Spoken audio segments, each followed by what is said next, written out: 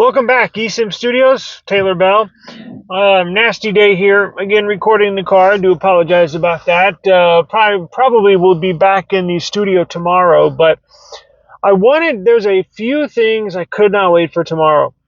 By the way, I'm using a new microphone, a Fee-Fine microphone I was sent to review, so I thought I might as well give it a try. There's a couple of stories I had to get to. So there are 3 stories. Now, Apple has 2 of the stories, and Google's got the other. So, Apple is said to put out a new AirTag. Everybody knows the AirTag for iOS devices, very, very popular. They've sold tens of millions AirTags. They're a very, very clever and handy accessory that allows you to locate not only or whatever you attach the AirTag to. I don't think I really need to explain much. I'm sure everybody knows exactly what they are, but Apple is getting set to launch the AirTag 2. Now, what's new in the AirTag 2, right? Everything coming out, every new generation has got some new tech in it. Well, this is pretty cool. And you all know I'm not a big iOS, not a big Apple fan, but I give props when props are due. And this is one of those scenarios. So the AirTag 2 is coming out. This AirTag 2 is going to have basically an iPhone 15 level chip inside the AirTag 2. iPhone 15 level chip. Now, when you say chip, or when I say chip, what does that mean? Do I mean CPU? No, I don't mean CPU. However, what I do mean is it's going to have basically an iPhone 15 ultra wideband Bluetooth chip. As you know, Bluetooth, a widely used term, put in everything nowadays, it seems like. But the iPhone, all new, relatively new flagship devices have an ultra wideband. If you go into your settings and you go into your Bluetooth settings, you'll see it. It's labeled as a UWB, ultra wideband Bluetooth. That allows, what's the difference between ultra wideband Bluetooth and regular Bluetooth? Well, ultra wideband Bluetooth allows for a stronger, more wide-ranging Bluetooth signal, but at a very, very low power consumption yield, meaning it barely uses any power at all. In fact, that's what these manufacturers are putting in their devices so you can track it when the device is off. It's using ultra wideband Bluetooth. It sips on battery. It only needs, I think it uses like 1% of battery over a 48-hour time span. So basically, with the OG Apple tracker, with the original Apple tracker, you could get a range, meaning you can detect it with your iPhone. Now, how how AirTag works is that it uses, if you're not around your AirTag, it uses other people's iPhones or iOS devices to track that AirTag. Now, when you are within range, the original AirTag could pick up your phone or vice versa within 100 feet. Within 100 feet, right? So that's about 33 yards away, meaning iPhone AirTag, it can communicate within 100 feet. The new AirTag version 2, the ultra wideband makes this much of a difference. Will be trackable by your iPhone that you have it paired to for up to 500 feet. 500 feet.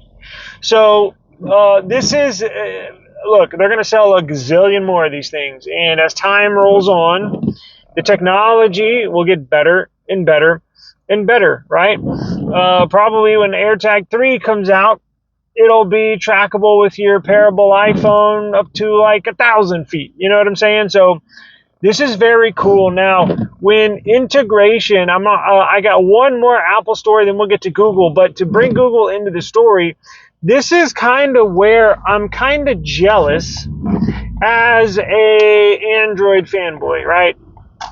Because yes, Google has trackers that you compare with your Android device.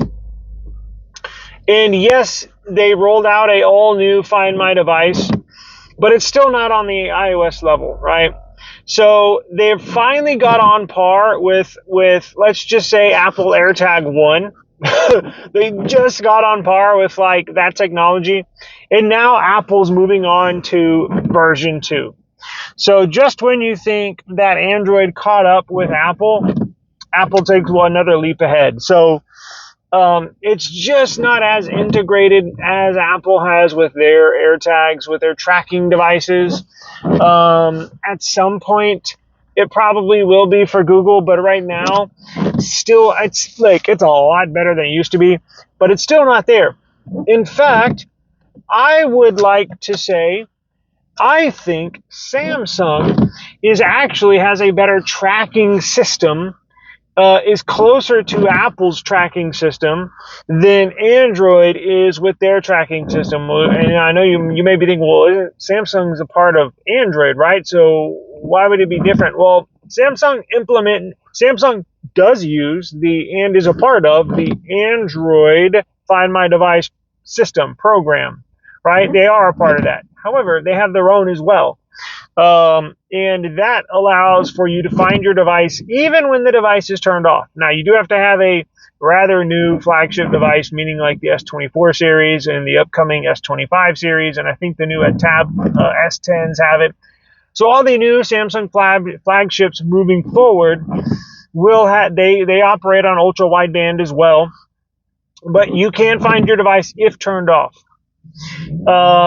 And the only other Android devices that I believe have that same feature, find your device even when it's turned off, is the Google Pixel 9 series.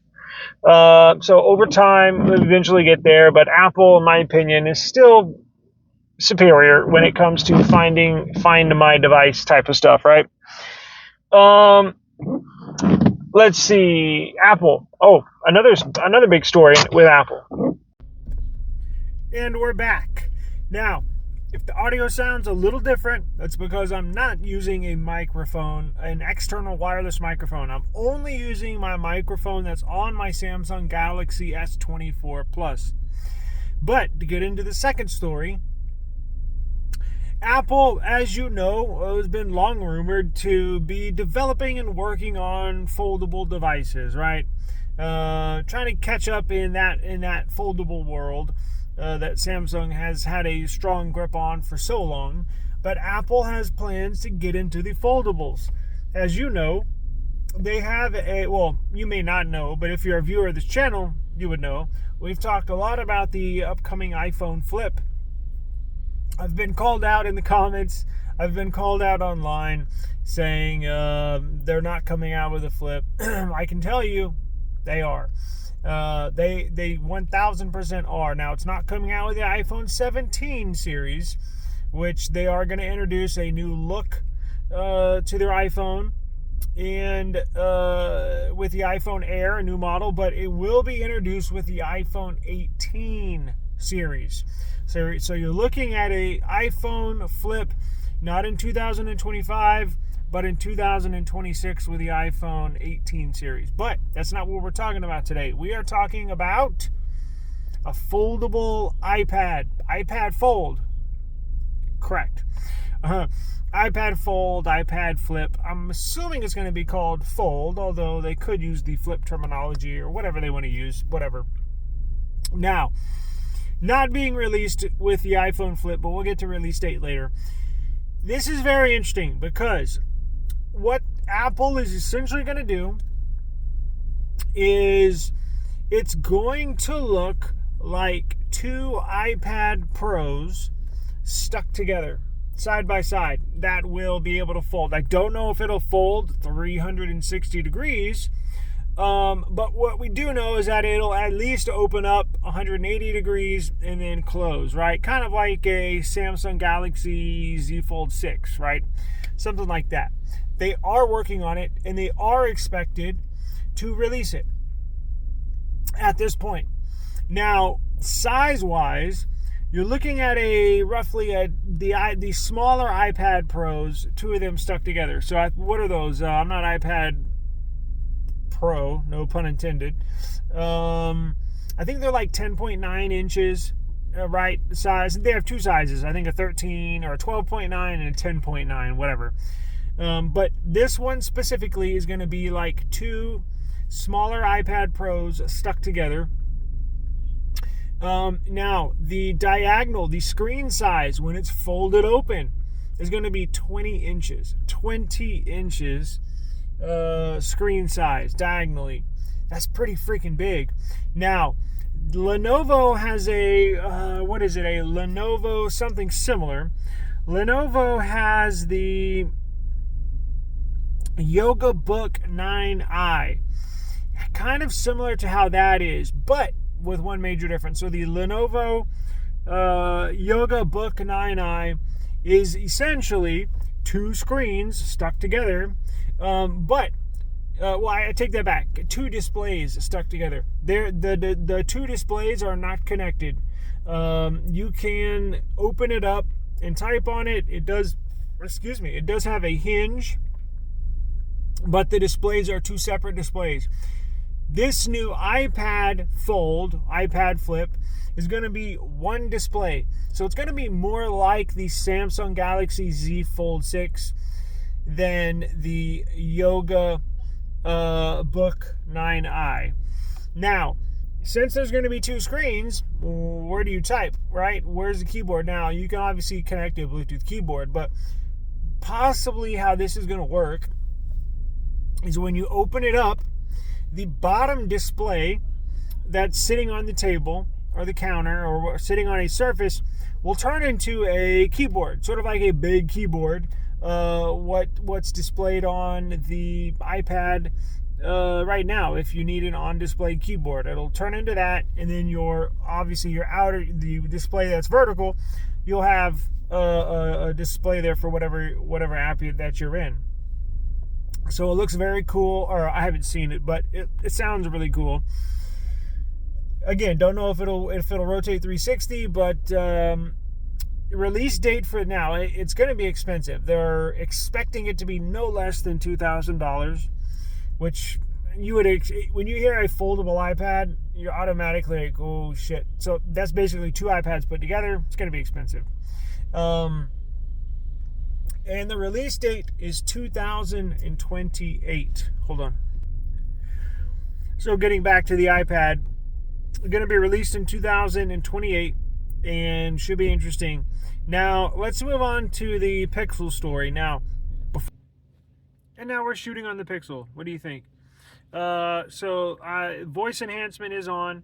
And just for side note, I'm recording in 1080p on the front-facing selfie camera, 1080p, 30 frames per second.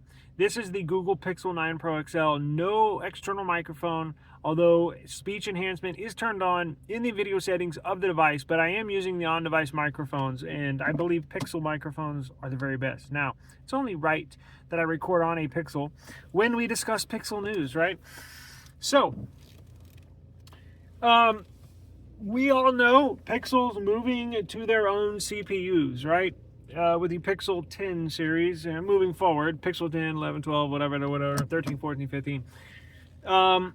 Now, some news just came out, was it this morning, right? So when it comes to a modem, so Google is done using Qualcomm for CPUs and for anything else when it comes to a CPU/modem. Google right now with their Tensor based chips, it's actually with their Tensor chips, it's actually a Samsung Exynos based chip. Their deal with Samsung ends right now. It ended with the Pixel 9 series. So Pixel 10, they're moving on to their true very own custom CPU. But when Google used Qualcomm Snapdragon CPUs, they used the Qualcomm Snapdragon modem. When they switched to Exynos based for their Tensor chips, they use a Exynos, a Samsung modem. But their deal with Samsung and using their modems and their CPUs are done, right? So what is Google going to do? What modem are they going to use? Well, they're not going to use Qualcomm's modem because they're not using Qualcomm for anything. And they're not going to use Samsung modems because they're done with the Tensor chips. So basically it only leaves one other option. And if you're a little tech savvy, I'm sure you can guess by now, maybe you've seen the headline, they're going to use a MediaTek modem. MediaTek. So it makes sense when you think about it. At first, when I saw the headline, I was like, huh. And then I thought about it, and I was like, well, yeah, that makes sense. So it's official now. They're using MediaTek modem, which is interesting. But I think it's the right move, and I guess it's the only move. These MediaTek modems are pretty good. They can be found in, so whatever device uses a MediaTek CPU, will have a MediaTek modem. The modem configures and handles your Wi-Fi signal, the data being transferred to and from the device. It handles the frequencies that catches the 5G, 4G frequencies that come off of these cell towers. That's what the modem does. It handles Wi-Fi and data, right? So I was digging into some MediaTek MediaTek modems earlier this morning, and I was pleasantly surprised because I've known about them. I've never used a device with, actually, you know what? I take that back. I have used a device with a MediaTek modem, but that was probably 7 years ago, and I really wasn't, into testing and doing all that stuff. But I did not see a difference, a drop or anything. But 7 years ago, that's a huge difference. They've changed a lot since 7 years ago. This is a good move. I did homework this morning, and I was very pleasantly surprised with all the information and all the data that I found on MediaTek, right? And so all Pixels moving forward, as of now, are going to be using MediaTek modem paired with the Google Tensor CPU. It'll be right up there. Although I think by default, I may be wrong, but the Qualcomm Snapdragon X80 modem that's going to be found in these new Snapdragon X Elite phones, I believe, probably will inch out the very best modem of any mobile device. But have no fear, the MediaTek modem should be just slightly behind it. So it's a very high performing modem, and I think it'll be fine. Knock on wood, I don't think anybody will have any issues with that. But after getting that news today, it made me think, you know what? God, I wish.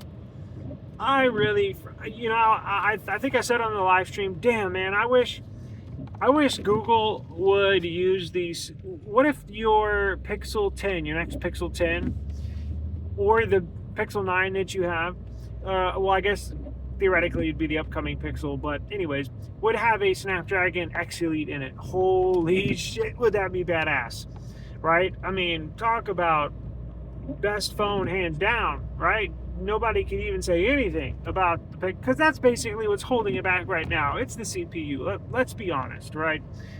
It's not bad, but it's way behind the competition. Way behind.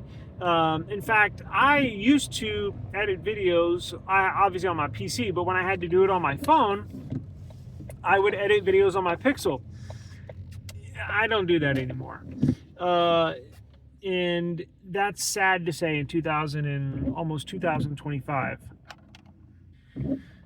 I edit videos now on my S24 or any of the other phones because they either have a powerful Snapdragon 8 Gen 3 or the iPhone, right? It has the Bionic chip. Now, obviously they're not going back to Qualcomm, and I doubt my wish that I'm about to reveal is going to come true either. Very, very small chance, if any. I wish, since Google has formed a relationship with MediaTek now, right? They're going to be doing business with MediaTek. They're going to be using their modems. Lord, can we please have a MediaTek Dimensity 9400 or whatever the next generation 9500 CPU in the upcoming Pixel 10, 9600 MediaTek Dimensity in the Pixel 11. Oh my God, would that be awesome? If you don't know, the MediaTek Dimensity 9500 is so powerful. It is more powerful than the CPU in the iPhone 16 Pro Max. And depending on what benchmark you're looking at, what benchmark app or platform you take a peek at, the Dimensity 9500, the MediaTek CPU, beats the Snapdragon 8 Elite in some testing. It's that powerful. Now, I know Google is more focused on the AI and on-device functionalities. They're not into benchmark testing and who can win the power race or benchmarking race. I get that, but when you're editing, when I can edit videos, but it's so choppy. The audio is slow. Audio is not paired up with the video. Like, it's frustrating. It's frustrating. No, the Pixel CPUs need to be up there, and it's just a fact they're just not. So I wish we could have a Dimensity 9500 or whatever the flagship MediaTek CPU. I would be on cloud 9. I could not tell you how happy I would be, and I doubt they're gonna the probability of them doing that in the next year or two. It's probably zero, close to zero, but I would say maybe 1%. And it's because they've invested so much time and so much money into their own CPU program. But on the other hand, can't you have a MediaTek based CPU and then kind of put your Tensor name on it, kind of like they do right now with the CPU that's inside the Pixel 9 Pro XL or Pixel 9 series, the Tensor chip? It's a Samsung Exynos CPU at heart. They just make some minor modifications and slap the Tensor name on it. Can you please do that with the MediaTek CPU? And they're very good with AI capabilities with that CPU, right? It's AI-based CPU.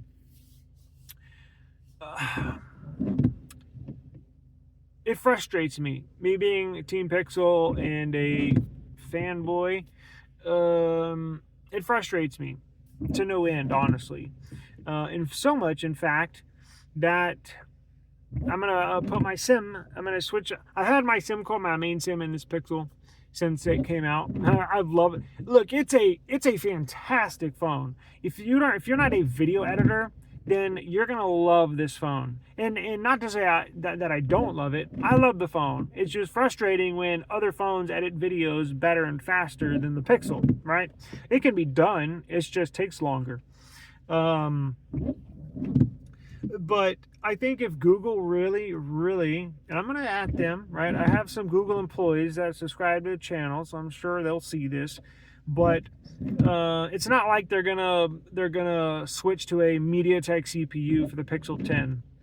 It's already set in stone what they're gonna be putting in it. It's already too late in the game. Everything's already mapped out. But they could put a MediaTek based CPU in the Pixel 12. If they catch watch when they put out the Pixel 10 and put out the Pixel 11. And they're going to catch a lot of crap, right, from people online, because we've already seen the projections for how this new Tensor chip in the Pixel 10 and Pixel 11 are from leaked testing results. It's not much of an improvement. It's like a 4% improvement, and then I think on the Pixel 11 it's a 9 or 10% improvement. barely, and that's over the current tensor chip. That's not, it improves 4% and then it improves 10% from that 4%. No, it's based off of the current pixel that we're on. So you're only seeing minor improvements, while Snapdragon over here is getting 40% year-over-year performance improvements. MediaTek, 43% improvement year-over-year from the previous generation. I mean, it's mind-blowing. It frustrates me to no end. Now, if Google, as I'm going to go back, if they catch a lot of shit, and you hear a lot of people dogging on Google and the Pixel for the poor CPU performance, they might just do that, right? They might say, okay, well, this really isn't working.